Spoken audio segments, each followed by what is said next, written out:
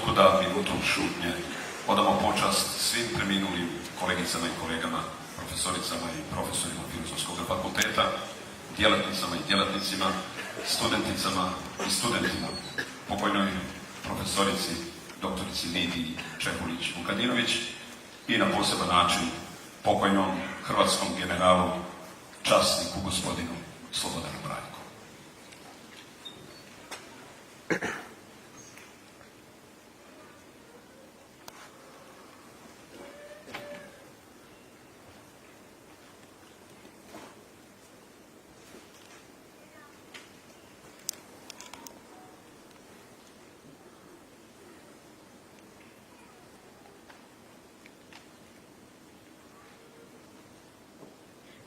Počivali u miru Božjem.